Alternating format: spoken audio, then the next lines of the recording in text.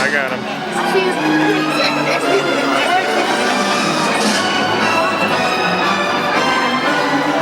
And we hit calm.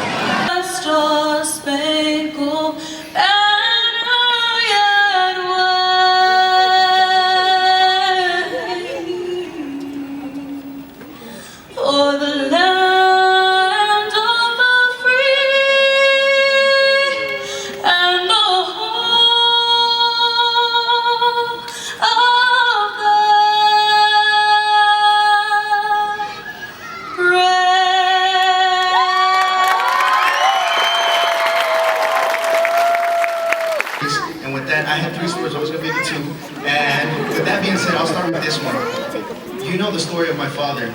The story that I always say, my father this, my father that, because that's the reason I'm here. But today, the reason that you're sitting in your seat is because all the people around you have sacrificed something for you. So with that, I'm going to talk about a story of me and my father when we were working construction. It was about a day that it was super hot like this outside.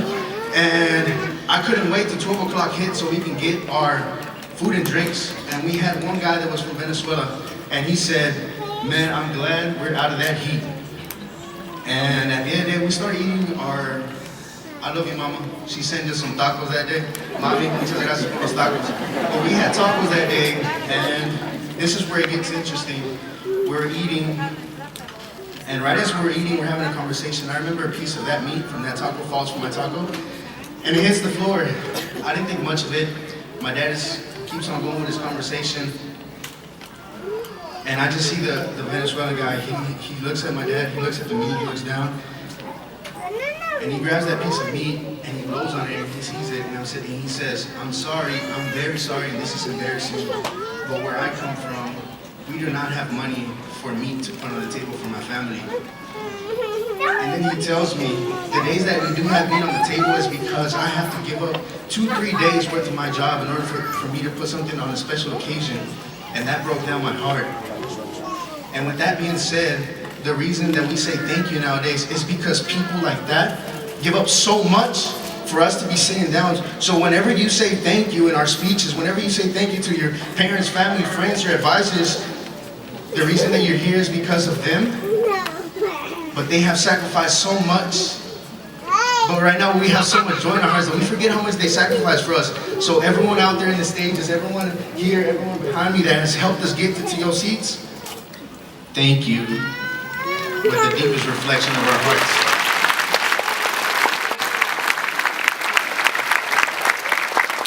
Now we're just to the second story, and then we're just gonna go into a quick advice, and then we're out of here because I know you want to walk already. With that being said, guys, you know me as your SGA Vice President, SGA President for the past 4 years. I don't know, I lost track. But, and you know me as the guy that was kind of heavily involved within the university. Yes, that was me. Why did I do it? I don't know. But I want to tell you behind the scenes today, because this is the last day that you're going to remember me. I want to tell you that whenever I applied for those positions, guys, I was so scared. I was scared because I knew that if I failed, the whole city was looking behind me. And if something happened, guess what? Well, he failed. I'm gonna fail too. So whenever that came, guys, I remember I went to my advisor at the time, and I went with the dean of the students at the time, and I told him, and she said, remember why you're here. Remember that if you fail, it's okay, we got you. And guys, I failed. I wasn't the best, but we made it. We made it, and today you're sitting there in your seats, and we made it. All thanks to the people around us, because 1, 2, 3, 4, 5, 6, 7 years ago that you started this journey, you're not the same person that you were back then. But guess what? You're prepared now. All thanks to all these people around us. Give a round of applause to everyone around us. Thank you so much. I gotta keep going, and I'm almost done. I know y'all want to walk the stage. My last message for you today is this. Because if anything, I have learned anything, it's whatever you do in life, because this is the last step in life in which you and life has anything planned for you. You know, in elementary school, you know, in middle school, you know, in high school, you had to wake up at 8 in the morning, go to school. But now, what do? This is what you do. Be great. Be the best version of yourself that you can be. Do not let the fear of failure, judgment, or comparison stop you from being great. You cannot succeed without the risk of failure. You cannot have a voice without the risk of criticism, and most of y'all know, you cannot live without the risk of loss. You must go out every single day and take these risks, and whenever you don't want to, take these risks. And remember these words, because a lot of people are going to tell you, and you probably heard this before, baby, do what makes you happy. No, sir. Because people will tell you that, but to be honest, whenever I'm at night doing an essay, whenever I'm working in the sun, it's a lot of hard work. And I'm not happy whenever I'm doing those things. So I don't think you should. Guys, the message for you is do what's uncomfortable. Do what's scary. Do what's crazy. Do what's hard, but at the end of the day, it's gonna pay off. Because the reason that you're in those seats, it's not because it was easy. Was it easy getting those degrees? It wasn't. But you're there because all that hard work, you put it, you did it. And there was people out there that were helping you every single day. But you did that work yourself. And she said this, Berenice said this, and I'm just gonna expand on this. Be willing to fail. Be willing to fail, but if you fail, fail in the way, in the place you would want to fail. Fail, pick yourself up, and fail again. Because what's success without that struggle anyways? You understand that? As best we know it, guys, at life, I have never heard anybody that comes back to life and redoes their life again. So we only have one. So in this life, learn to trust your honesty, your vulnerability, your voice, and your ideas. And through this, you'll be great. You don't have to be fearless. You don't.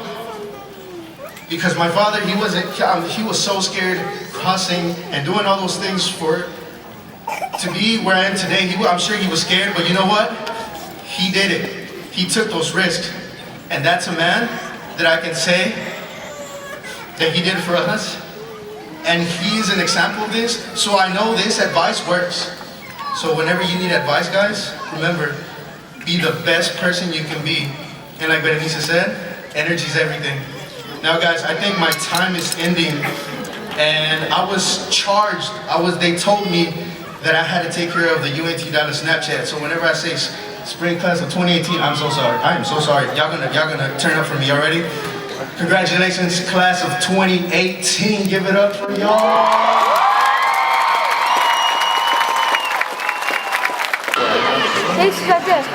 Casey Sixta.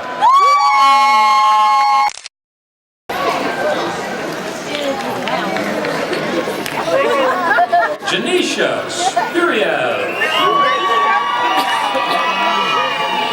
Where did they go? Jeremy Thomas. Denise Valdez. Good job, Jason! Anna Canra. Christina. Please stand.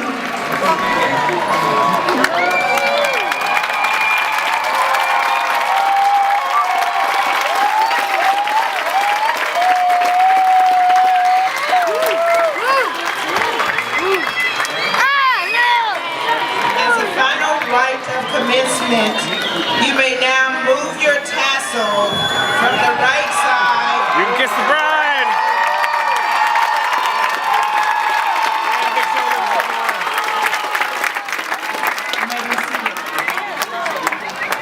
Tassel. We'll never forget you. Let's take a final moment to recognize all those who instill in our students the high academic values of the University of North Texas at Dallas. Because of them, your degree and that of those who will follow you will continue to stand for excellence. With the UNT Dallas faculty, staff, and administration, please stand, and graduates, let's give them a round of applause. Thank you for doing your job.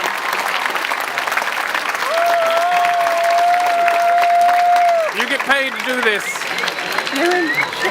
Now, with the parents of the graduates, please stand.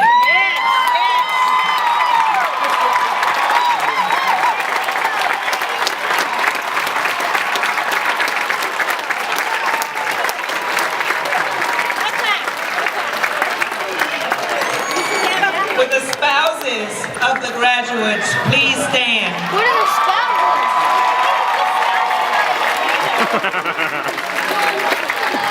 And the children of the graduates, please stand.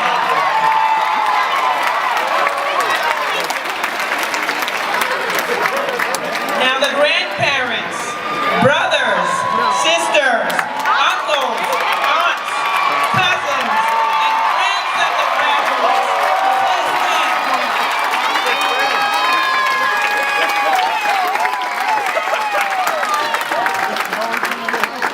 Thank you for contributing to our graduate success, and congratulations.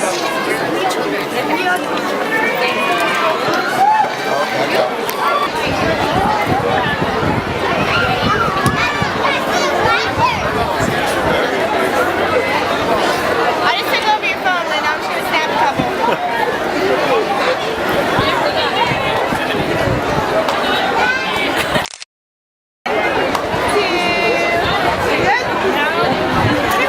Fix the face, Patty.